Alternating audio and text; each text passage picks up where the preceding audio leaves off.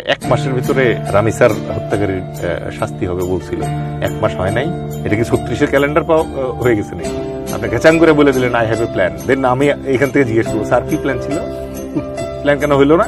আপনি মালয়েশিয়া ঘুরে আসছেন, এখনো কেন মালয়েশিয়া 6 লাখ টাকা খরচ করে যেতে হবে? আপনার বিকাশ নূর মন্ত্রী কই? এই যে নূর সাহেব যে আছেন, প্রবাসী কল্যাণ মন্ত্রী, কোন কল্যাণটা করতেছেন? যার মনে করেন যে জিয়া রহমানের ব্যাটম্যান হওয়ার যোগ্যতা নাই, সে এখন মনে করেন যে তারেক রহমানের উপদেষ্টা, রাজনৈতিক উপদেষ্টা।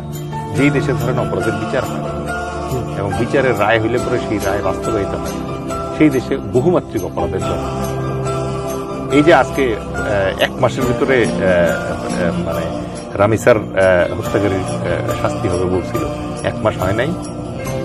এটা কি 36-এর ক্যালেন্ডার হয়ে গেছে নাকি? রামিসার 1 মাস পার হয়ে গেছে, রাইট, গুড। তাইলে কে দেখে?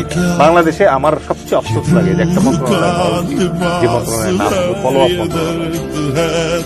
আপনি ঘেচাং করে বলে দিলেন আই হ্যাভ এ প্ল্যান। দেন আমি এখান থেকে জিজ্ঞেস করবো, স্যার কি প্ল্যান ছিল? প্ল্যান কেন হইলো না? আপনি মালয়েশিয়া ঘুরে আসছেন 2 দিন আগে, এখনো কেন মালয়েশিয়া 6 লাখ টাকা খরচ করে যেতে হবে? আপনার বিকাশ নূর মন্ত্রী কই? মালয়েশিয়ায় আমি বেড়াতে গেছিলাম, গিয়ে দেখি মালয়েশিয়ায় বিকাশ আছে। আপনি জানেন?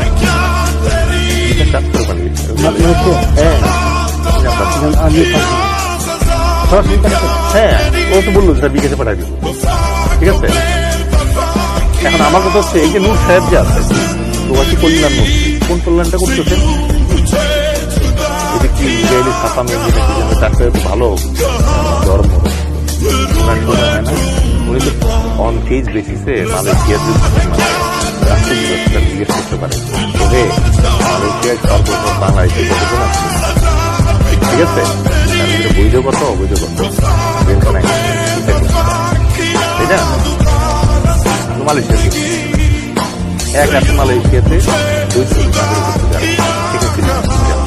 বড় 2 নম্বরে শ্রমিক যারা বৈধ পথে, রাইট? 3 নম্বরে আছে অবৈধ যারা বৈধ পথে যায়, ঠিক আছে? 4 নম্বরে কারা আছে? ছাত্ররা, ছাত্রছাত্রী আছে না, তারা ওখানে কিন্তু কিছু আছে। 5 নম্বরে কারা আছে? 5 নম্বরে হচ্ছে হাই ভ্যালু জব যারা করে, বহুজাতিক কোম্পানিতে জব করে, তারা আছে বাংলাদেশি। আর একটা গ্রুপ আছে, সেটা হচ্ছে বিভিন্ন কারণে যারা ওখানে জেলে আটকা পড়ে আসতে পারছে। মালয়েশিয়ায় কিন্তু একটা বাজে আইন আছে, সেটা হচ্ছে ওরা ডিপোর্ট করে না। আপনি খরচ না দিলে পরে ওরা পাঠান দিনের পরে দিন কারণে আটকা পড়ে।